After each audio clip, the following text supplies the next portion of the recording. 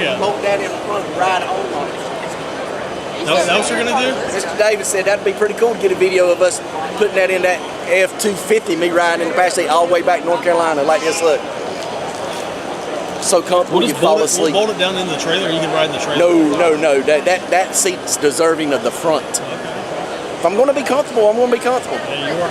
And you really need the head containment right in the Dodge. With Mace. It's so violent. Yeah, that wagon wheel. Yeah. Gotta ride like this. Has everybody met David?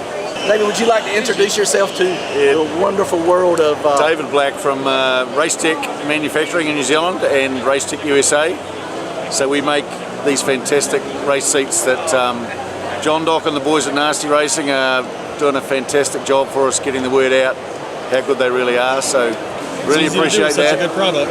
Yeah, and you know what? We've even sold them for ocean yachts, so that when the boat's tacking for a long time, they can sleep against the head restraint there, just like you were talking about in the truck. Right? Hey, listen, these are multi-purpose vehicles. I've seen a lot of guys come up here today with even off-road, some off-road stuff. I mean, it's just there's not a race program I don't think that could not benefit from this seat. I mean, unless you just don't want to be comfortable or safe, it's a no-brainer. You know, it's what we call the smooth brain people.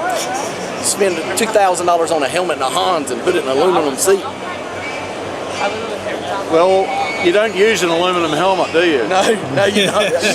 You know, you make a good point. Hey, can I use that one? I'm gonna take that one and make it my own.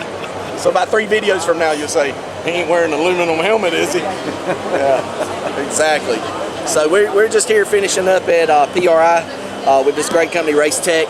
Got the beautiful slick Rick out here with this most comfortable seat. I think 3 or 4 people about fell asleep in it, sitting in there trying it on, so it's probably a bad thing.